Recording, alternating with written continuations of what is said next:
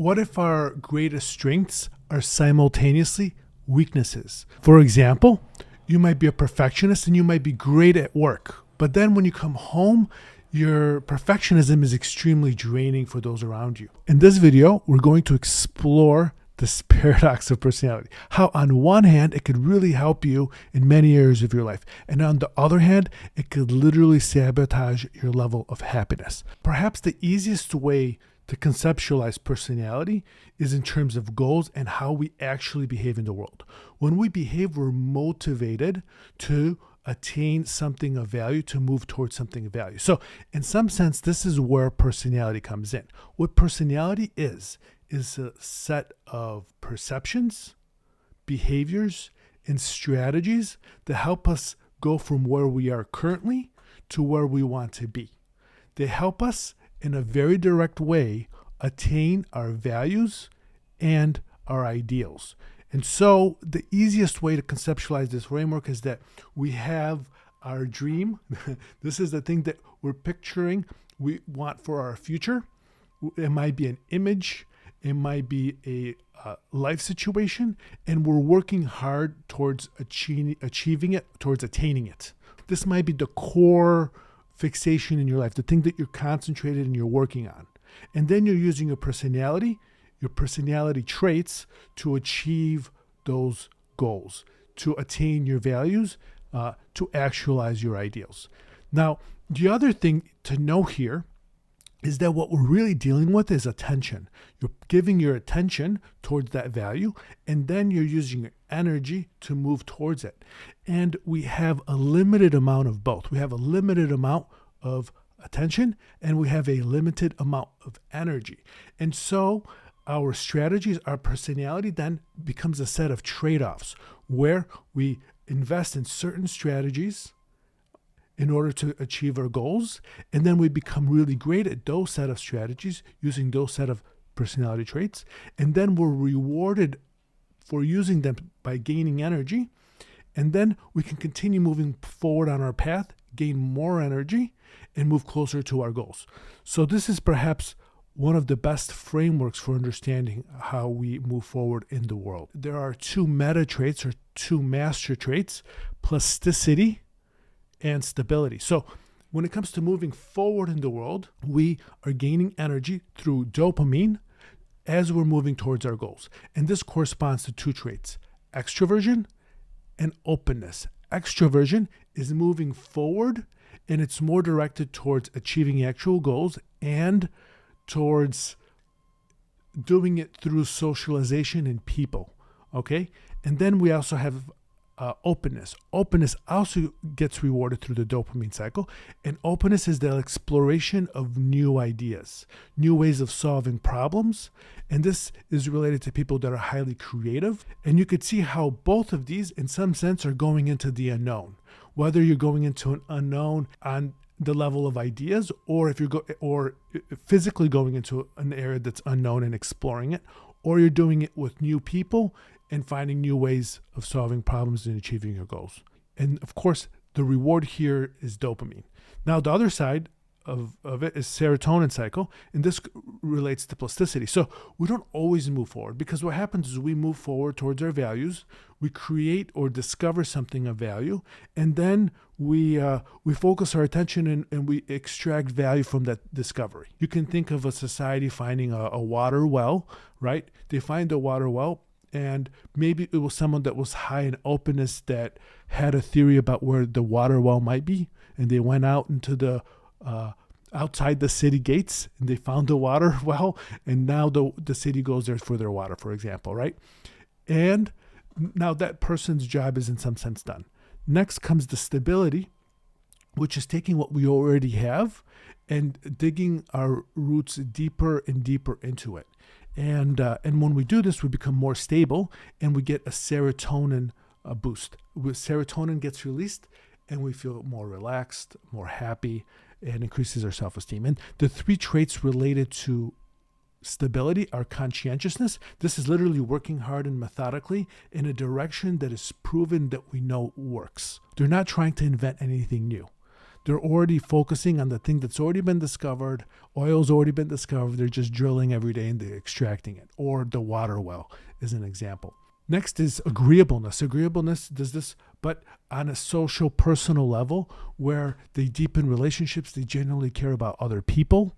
They literally create the social glue that holds society together. And then there's neuroticism. And what neuroticism does is a threat detection system, okay? Because it's not always that when you're moving towards your goals, you're going to be successful. A lot of times you fail. So how do you know if you're on the right track or going in the wrong direction? And this is where neuroticism comes up. It detects threats. It tries to identify when you're going off track and it alerts you. And so it's a risk management system.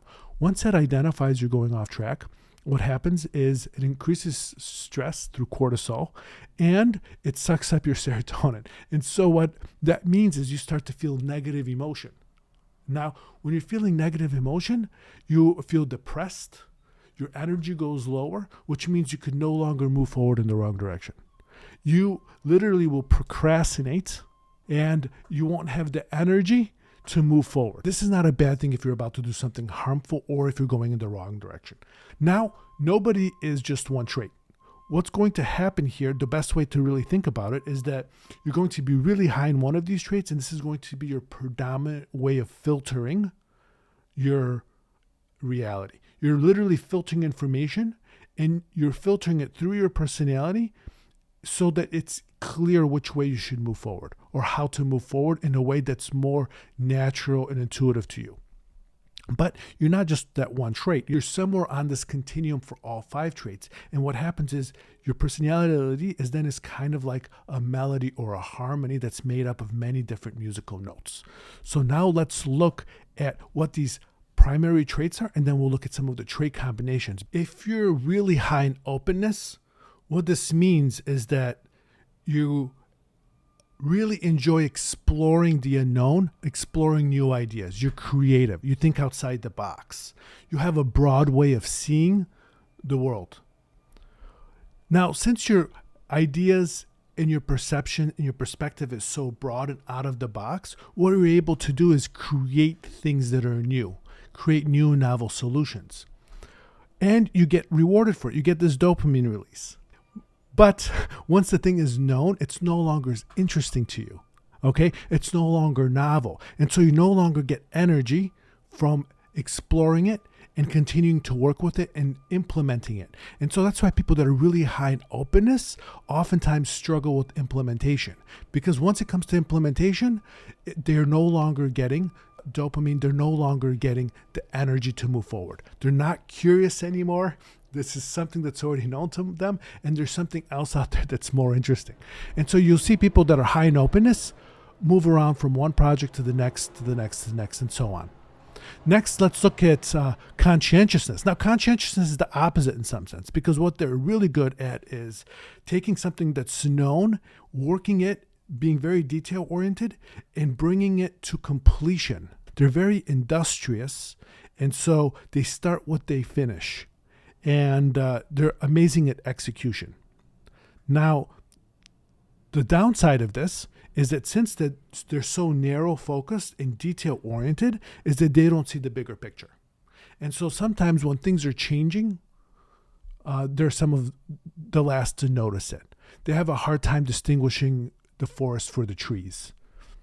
That's the downside. And you could see how the way attention and energy is allocated gives you a superpower in one area, but a drawback in another.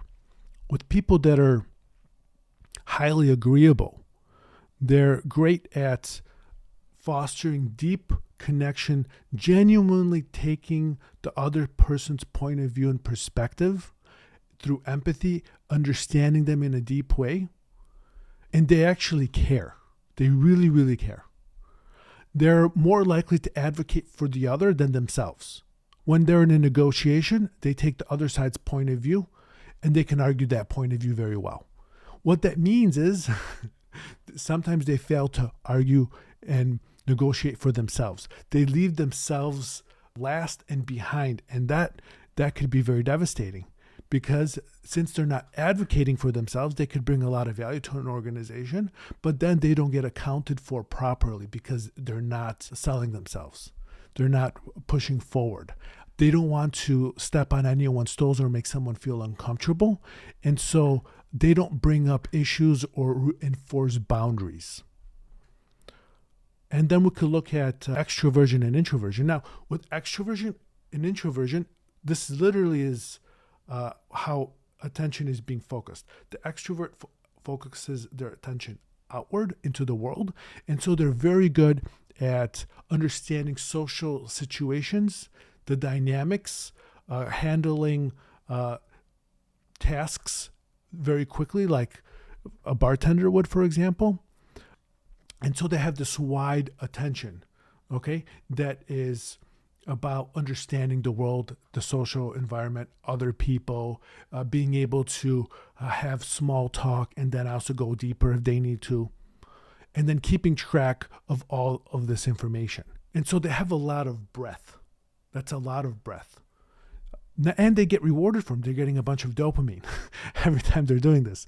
Now, when an introvert tries to do this, this is almost an impossible because they don't get the energy in it. So it's draining, and then they're talking to people, and then they might have like 4 or 5 tasks. Being a bartender as an introvert would be very, very challenging. But the introvert instead focuses their attention internally. They can go deeper. They can focus for longer on topics, and they have a lot of depth. And so they could really get to the source of things. They can just go upstairs, lock themselves in their room, and then focus in on the thing that really motivates them and then discover it. And finally, we have neuroticism. So if you're high in neuroticism, that means you're ultra aware of potential risks and threats. You'll be the first one of your group to notice things when a situation is going in the wrong direction. And this is great because it alerts us of things that might need to be addressed. Also, in a business environment, they're the ones that will show all the weaknesses that an idea might have. And that's valuable. These are real things that need to be addressed. If you're high in neuroticism, you're going to yourself have a hard time moving forward because you're going to see a lot more risks than anyone else. And so other people are going to move forward faster than you do. On the flip side, if you're really low in neuroticism, if you're high in emotional stability, which is the other side of this, then you're going to be calm and relaxed almost all the time. You're not going to feel that there's that many risks or threats. And so you're going to underestimate the actual threats that are out there. And so ironically, you might engage in more risky behavior. And this is why you can't optimize for everything, because excellence requires attention. In order to become excellent at any one of these strategies, whether it's high openness and being creative and creating new things, or being a great salesperson like an extrovert could be, requires that you focus your attention and your energy and you move forward into that domain of life. And when you do that, you can't focus it on anything else. And so it's not that you're limited or broken in some sort of way. No, it's attention itself that's a zero-sum resource. Next, let's look at our personality traits and how they impact each other, because you're not just one trait, obviously, right? You have your dominant trait out of the big 5, but then you're also going to be somewhere on the continuum for all 5 traits. And depending on what your configuration looks like, there's going to be effects where these traits are kind of like different drivers, and they could either pull us together in a similar direction, make it really easy to move forward, or they can create inner conflict. So let's look at some examples of both. Let's say that you're really high in openness and you're really high in neuroticism, okay? You have one part of you that it wants to move forward into the unknown. You want to explore uncharted waters. You want to create something. You might want to be creating a business, for example. And then you have another part of you that is very, very aware and alert to dangers and risks. And going into the unknown is inherently dangerous and risky. And so now you have 2 personality traits that are pushing you and pulling you in fundamentally opposite directions. And how do you reconcile this? One reconciliation of this is the tortured artist, where they're using their pain and suffering and they're using their openness to sublime it as a form of sublimation. But you could see how one trait is sawing off the very branch that the other trait is sitting on. Another example of trait combinations is openness and conscientiousness. You have both a potential conflict and a potential superpower. And this is how crazy personality can be, because depending on how you work with your personality, it can go in either direction. So in the way that it is a conflict, one part of you wants to focus and take things to completion and focus on things that are well-known, vetted, confirmed, and are not going into a territory that's unknown, unclear. The conscientious part of you wants to have a set of directions it could follow. It could be really detailed. It could execute on them, and then it could finish the work. There's a little bit of perfectionism when it comes to conscientiousness. Someone becomes a perfectionist, then at a real extreme, they become OCD. And then openness wants to do the opposite. It wants to explore new things. It wants to take risks. There is no plan, right? Because how could you have a plan for something that's unknown? And so there's a little bit of a conflict there. And do you work and spend your life energy creating a business which is new and unknown and inherently risky? Or do you get a job, right? If you're highly conscientious, the conscientious part is like, hey, let's just focus on what we know works. It gets a paycheck and so on. And I know what the work's going to be. I know what I'm going to do today, tomorrow, and next week. Whereas the high openness person might want to go become an artist, very different. You could see the conflict there. Now, the superpower within these two traits is that someone could create amazing business and then execute on their vision. They can have a great vision and then execute on it. And that's the superpower of these two traits when they're working in harmony. Next, you might have someone that is, and we'll pick a dangerous one just for fun, someone that's, let's say, very extroverted and very disagreeable.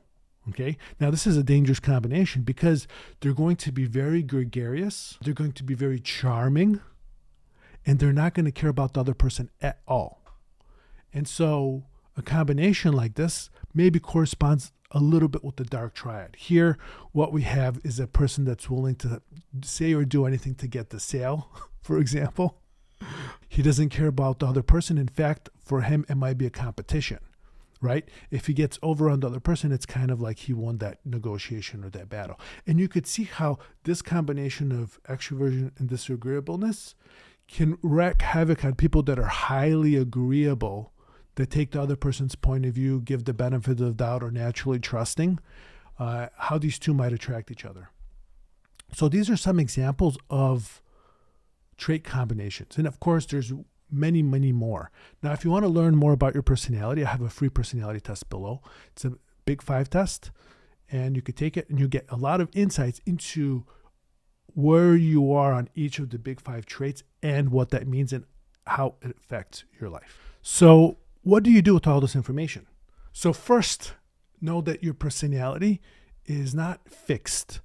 It's consistent, it's predictable over time. However, you could still work with it. You could begin to understand how different parts of your personality are impacting your life, how they're affecting your life. And then you could start working with areas of extremes. Like if you're extremely perfectionist, you could start working on that and kind of bring it back. Okay. If you're extremely introverted, you could stretch your extroversion out more.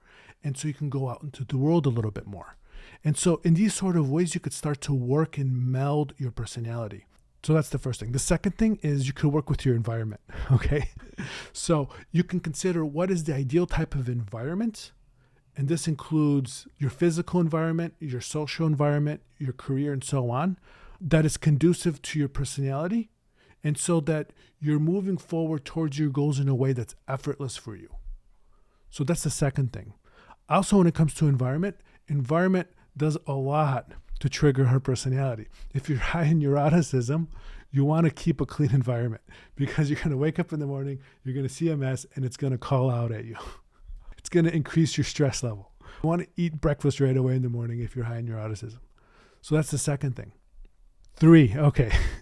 So the third thing you want to do is you want to fully accept that there's trade-offs, that personality is paradoxical, that there are no perfect solutions, that in some environments, some things are better than in other environments, and the overall environment is always changing.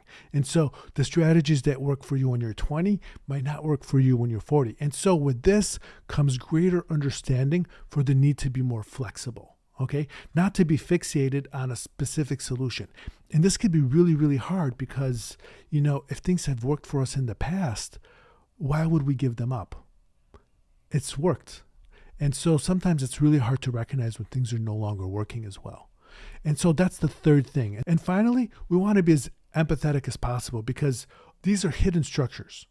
Unless you study them and you uncover these patterns, they're going to be guiding your life in ways and having extreme effects and outcomes that are invisible to us. So a lot of our strengths are invisible to us, and so are some of our weaknesses.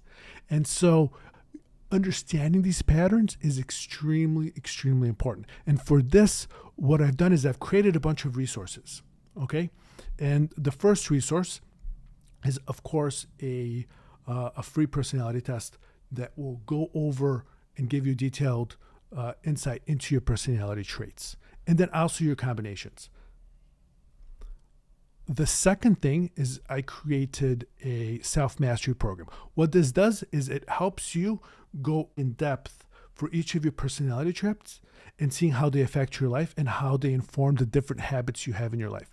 And then it gives you a map on how to work with your personality, how to attune it, kind of like you would tune a violin or a musical instrument, and how you could tune just a few of your traits just a little bit here and there, and this could have a profound effect on your life. And here what we're doing is we're taking our strengths, and we're using our strengths to help address our weaknesses. Like if you're high in neuroticism, you could use your conscientiousness to create more order in your life and lower your stress. You could use your agreeableness to increase the level of trust you have with people so it's easier for you to move forward. You could use your openness, if you're high in openness, to more deeply understand the root cause of your anxieties. And so in these sort of ways, we can start to better understand ourselves. Finally, third and final, if you want to understand yourself beyond personality, because personality is just one dimension of our psychological makeup. We still have our identity, we have our beliefs, we have our worldview, we have our values, and so on. And so if you want to expand beyond personality, I created a game you could play. It's an experience. The link is below. It's part of the Game of Life suite. And it's a free experience, and it'll give you an insight into how you perceive the world. It'll give you insight into what your natural strengths are and some areas that you might want to work on. So finally, this experience comes with the AI that you can talk to, and you can get insights into your current results, and you can go deeper into what they mean. And link is in the description. So thank you for watching this video, and I will see you in the next one.